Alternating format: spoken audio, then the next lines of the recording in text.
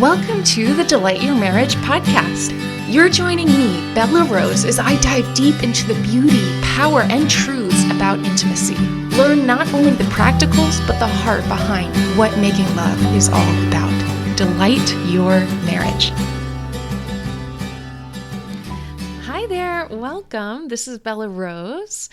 Now, today I am kind of writing this open letter, if you will, to many, many couples who go through these cycles. But I'm going to kind of personify it as if I was talking about just one couple.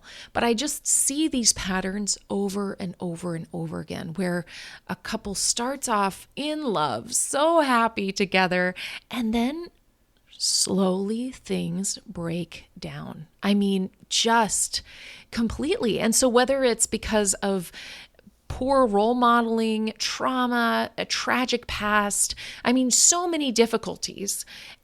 But I think there is a way forward. And that's what I want to talk about. I'm not interested in digging into everybody's past and, doing therapy while I'm on a coaching call. Like that's not what this is, but it is as like, what is our path forward? How can we move past this? So listen in with a curiosity of, maybe you've had some friends that have gotten divorced. Maybe you've gotten divorced. What happened in that situation? Why did it happen? And in a lot of ways, these are principles that I've developed because they can go across the board. So often it's loving your spouse the way they receive love to heal the situation, to heal. So do I run the risk of being too simple on this podcast? Yes. Things may be too simple, but I think if I don't give you some really strong principles to hold on to, it becomes noise in a way that it doesn't stick with you. Repetition is the mother of learning. And so my encouragement to you is to listen to this and really catch the principles that can guide you forward to a better marriage, a better relationship, and one that doesn't end in divorce, the one that ends in generosity and playfulness and intimacy in all ways. So let's go ahead and dive in.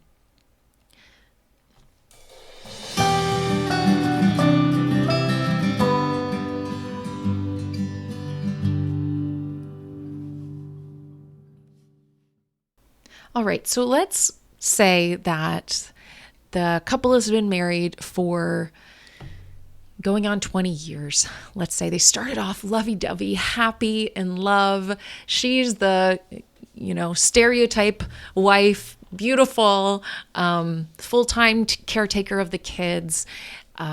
He's the manly man who brings home the bacon, and they just have this, happily ever after start to their marriage.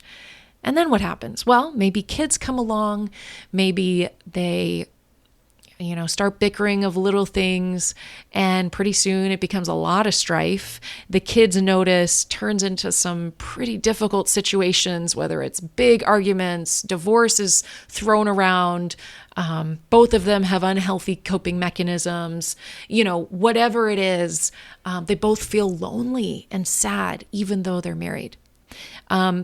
So I know this story intimately because I had this story with my first marriage. Now, we didn't have kids by God's grace, but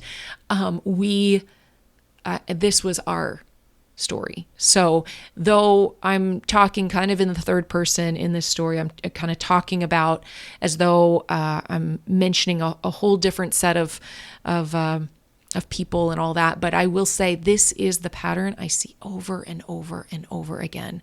And the reason why couples break up and the things I wish they would learn. So I hope you listen with a opportunity of how does this impact me and what can I glean from this? And if we don't learn from other people's mistakes, we're bound to repeat them, which is the sad truth. So my encouragement is to listen in and see what may have went wrong in somebody else's story. So what do I think was missing in this couple? Well, I think the first and foremost is understanding that God is first Your marriage is second, and your kids are third. And then after that, everything else, work, et cetera, et cetera. And what is it that a man needs to feel loved? And what is it that a woman needs to feel loved? And I think both of them had a misunderstanding of that. I think they both thought there was an intuition that their spouse would just pick up on, that they just knew how to love the spouse well. So here's what the framework is. And you can actually find out more about it at delightyourmarriage.com/framework. But let me tell you, for husbands, they need to feel respected, they need to feel admired, and they need wholehearted sexual intimacy. And for wives, they need to feel known. They need to feel safe. And they need to feel wholeheartedly cherished. So, because men go first, right? Adam and Eve, even though Eve might have bitten the apple first, Adam was the one that took the needed to have taken the responsibility per what God said. So let's talk about this gentleman. The things that I think he missed on is respecting his wife's boundaries, is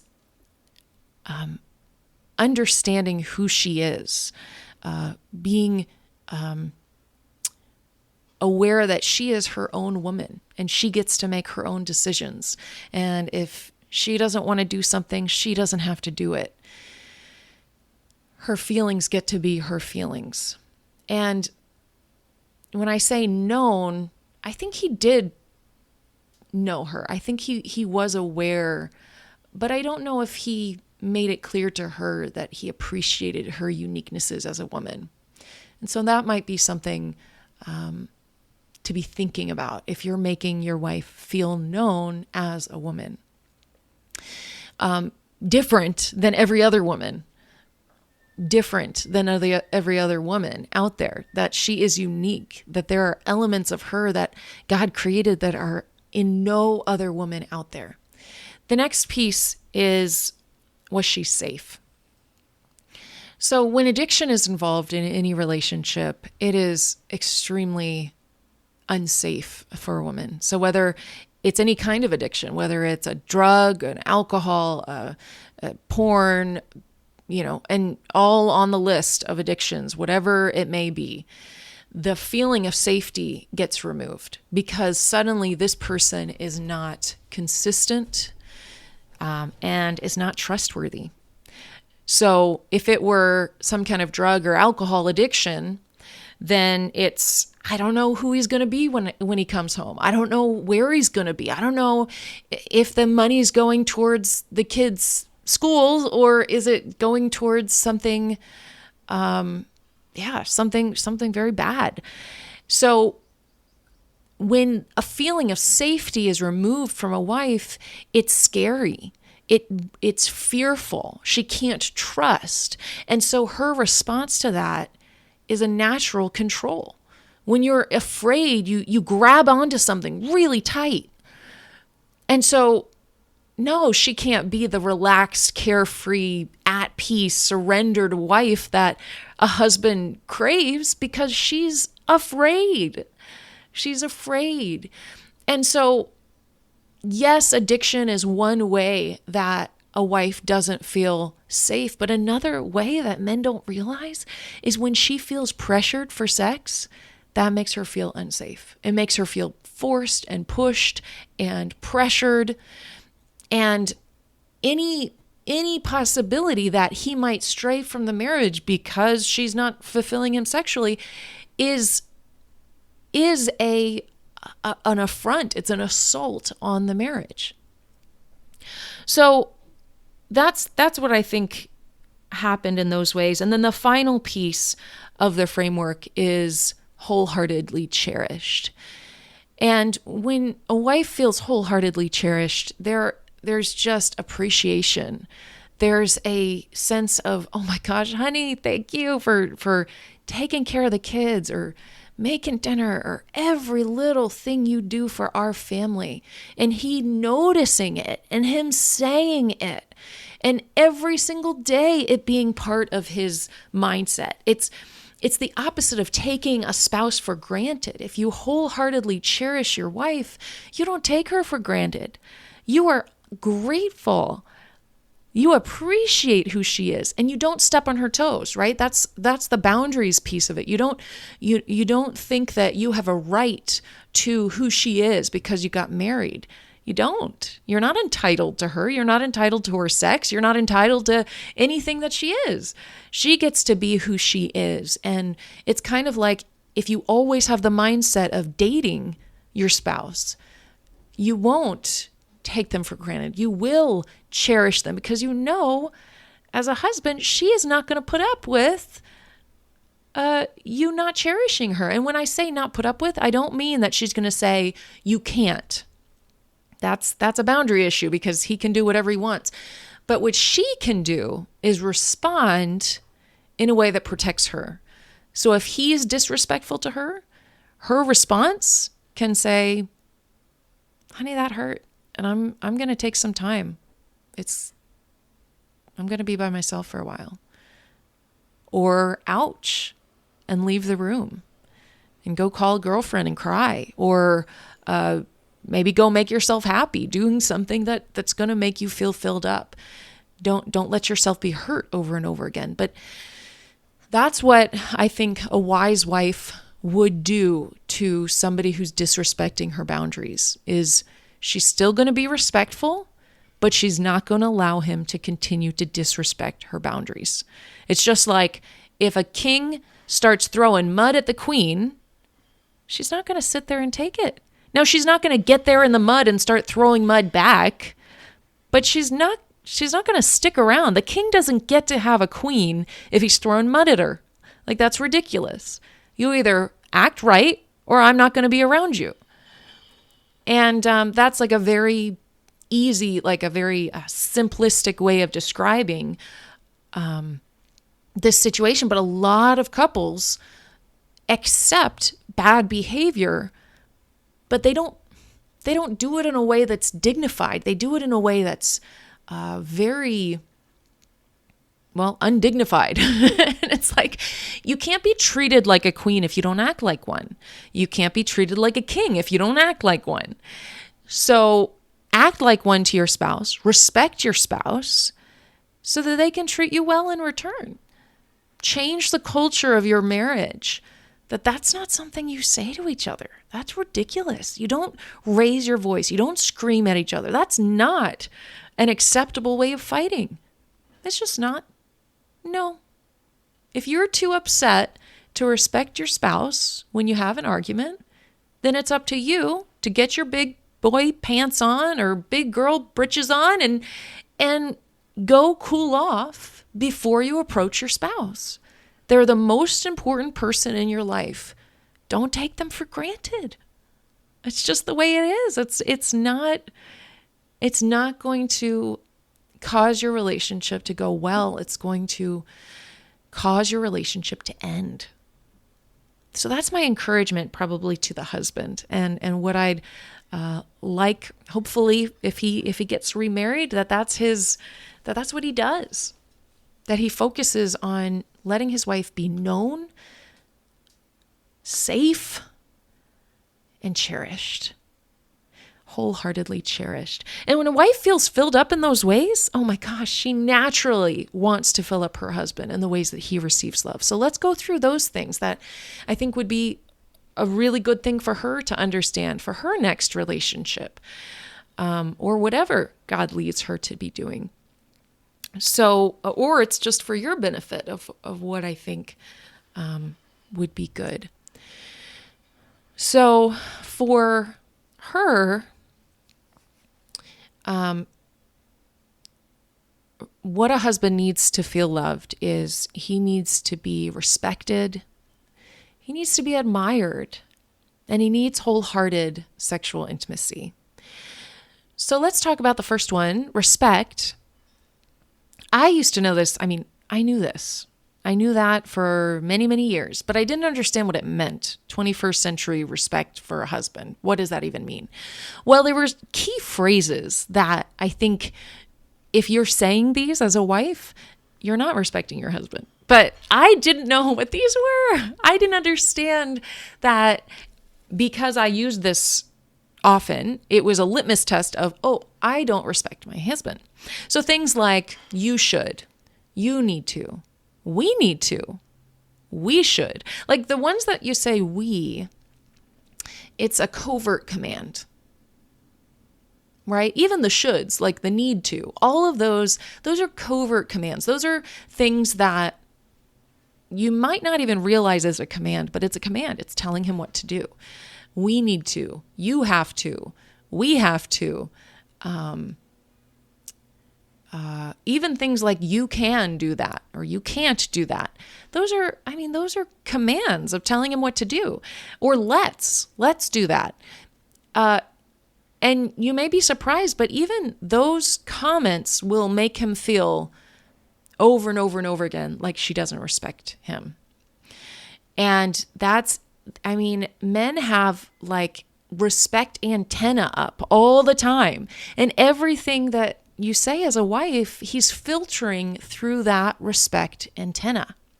So my encouragement for you, wife, is to just be so conscious and careful that what you say to him isn't telling him what to do. Because if you think about, if you had a boss and someone you respect, someone that you definitely have to choose your words wisely with, carefully, you would never say those things.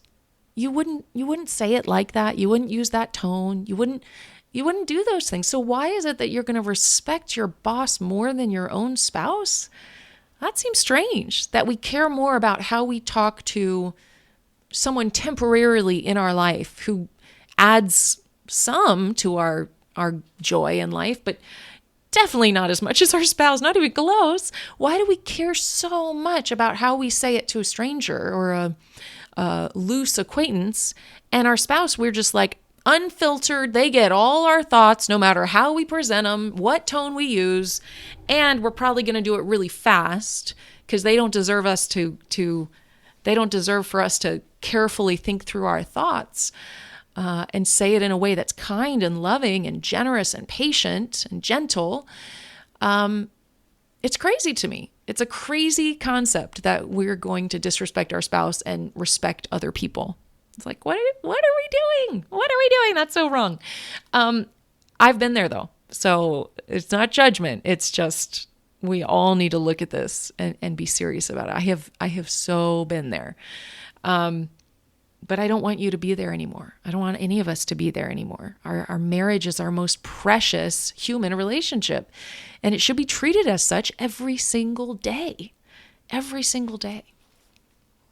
So that's what respect looks like, is honoring them, honoring your husband as if they were, no, it's not, I don't mean the boss dynamic like he tells you what to do. Not at all. I mean the boss dynamic of you respect your boss, or pastor or someone that holds respect in your life that you wouldn't just say things flippantly to. That's my encouragement, that you think about your husband that way. The next thing is admire. I think when we don't realize how important this is to our husband, we miss opportunities all the time to compliment them on who they are, who God made them to be. Because one of the biggest insecurities for men is, I'm not good enough. I don't have what it takes. And so if you, as a wife, admire your husband, you get to help him see that he does have what it takes. You are the one closest to him. So when he sees the way you see him, he starts to believe that about himself. He starts to believe what you think about him is true. And so it's really something that you have to go through in your own heart. Do I admire this man? Or do I treat him like a son? Do I think he's another one of my children that needs to be taught all the time? And I need to give advice and guidance. And just like, If you want your husband to act like a man, you got to treat him that way. You've got to believe in your heart that he is capable of changing, of growing, of becoming different, of becoming more. When you admire him, he starts to see himself differently. So I understand this because my own husband, I was controlling. I was disrespectful. I saw him as someone I had to, do all the work for, protect and defend and all the, I had that role. And I learned that, my goodness, when I start to see him as capable, he starts to see himself as capable. So one quick example of that is when I said, you know what, honey, I trust you with the finances. It's too stressful for me anyway. I can't do it. I know you're going to do it. I know you're going to do it for us. And I'll tell you, the man is so responsible.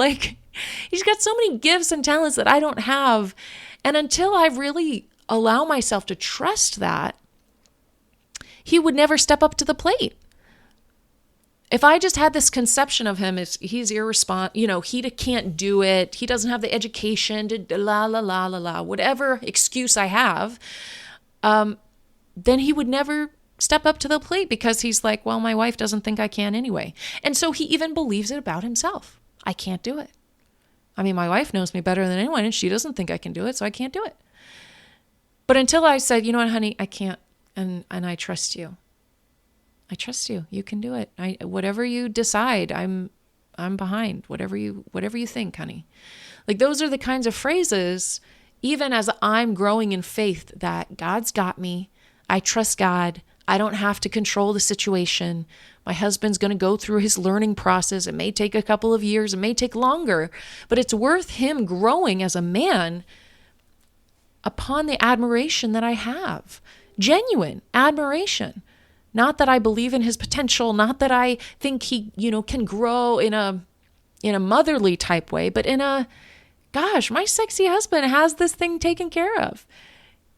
He can do this. I mean, I don't have to. I can trust him. I trust him to do these things. So for the example of finances with us is he took a financial class. He's on top of it. He put all the automated stuff. He's looking at the budget every week week, month, whatever. He's his system.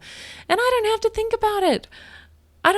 about it. He's a trustworthy man. He's a man of character. And it's fantastic. But it doesn't mean that I don't have any power in our relationship or that he doesn't respect me. No, because these other pieces are in place, I can trust him. Because he respects me, because I'm safe, because my boundaries are respected, because I know I'm cherished, because I know he values me, I can trust him. So what has happened is my husband pays everything on time and I get to be at peace. And he's responsible for our family. And I let him know that. Thank you for taking care of this family. Thank you for being responsible with the finances. And I thank him for those things because I think it's true. And in some ways, it's in faith because I want him to know I'm not stressing over it. It's up to him. If he wants our family to sink, it's up to him. If he wants us to swim and thrive, it's up to him. But if I'm taking on that load, and that's something that, unless I want to take on the whole thing, that's what disrespect does to a man. That's what controlling does to a man. It disempowers, it demotivates, because when you control, it's like, well, fine, you do it. If you're going to criticize everything I do, I'm not going to do it. It demotivates. So that's my encouragement to women. If you think he can't load the dishwasher right, or he can't fold the clothes right, or he can't help with the kids right, or he's not patient enough, or he's not able to, he's just going to stop. He's not going to do it. But if you acknowledge, thank God I have this man to help me do X, Y, and Z. Yeah, he's going to do it differently, but who's to say that my way is definitely right? Maybe it is. Maybe it is definitely right in terms of the way you are with the kids or this or that or whatever. But when you criticize, you demotivate. So he's going to throw up his hands and say, never mind. Never mind. You can do it by yourself. And I've been I've been that woman. I have been that woman. So the last piece is wholehearted sexual intimacy. Now, this is something I have learned, and I do this work because this is something I was so ignorant to. But you know what? So many women are ignorant to this because of the way they were raised and because of this desire that I just don't want someone exploring. So I'm not going to tell my kids about sex because I don't want them exploring ahead of when they're ready to. And there are some really fantastic resources for those of you who are parents on how to teach your kids around sex so that they understand sex and they don't go exploring because their parents never told them. So one great resource is called Intoxicated on Life and .com, and Luke Gilkerson, who's been on the podcast several times, talks about he's got a great course on actually how to teach your kids sexual education. And his belief is that parents need to be teaching their kids because you can't rely on anyone else. You want them to come to you for questions. And so I think that's really good. We've learned a lot. And we really need to go back to that course and finish it because it's just got great resources and great tools. So anyway, wholehearted sexual intimacy, what I didn't realize about it is that this is the way he feels loved. In the same way that I need emotional connection with him. I need it. I need him to listen to me. I need him to care about my feelings. I need it to matter to him when I'm sad. I need it to matter to him when I'm happy. I need to be able to be listened to and him to care about it. I need that in a relationship because I feel loved when we have had a strong, good, connecting heart to heart. I feel so loved. I feel so loved as a woman. And sexual intimacy for a husband is the same way. It's the same way.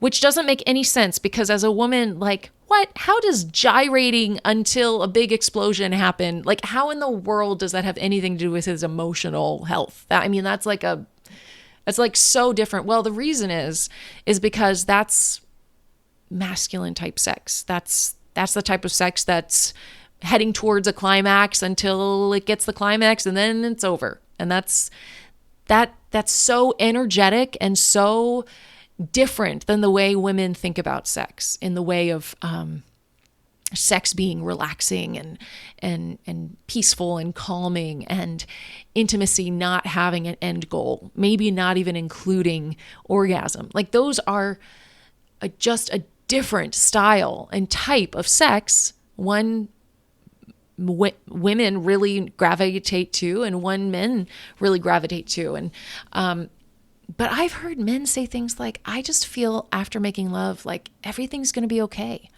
I've heard men talk about how their anxiety is completely alleviated because of intimacy with their wife, which seems so strange. How is it that their anxiety goes down? Like it seems for a wife, it's like, what? It's one of those things that we just have to trust.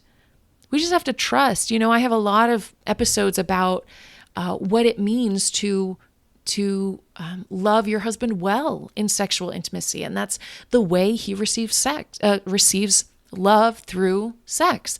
So things around enthusiasm and generosity and visuals and being willing to have variety and loving his member. Those are important things in sexual intimacy that he's craving. And as a wife, I didn't understand that. I just didn't understand that. And instead I felt pressured and I felt objectified and I felt like he doesn't care about me. And yet what I didn't realize is this is the way he receives love. And yes, there are ways that I can actually enjoy sex in a much different and much better way. But at the end of the day, I don't think I will ever crave sex to the degree that he does. And I don't think I will ever be emotionally fulfilled through sex in the way and the degree that he does. There are ways, there are different practices, there are things that I definitely do desire and want that, but it's not to the degree.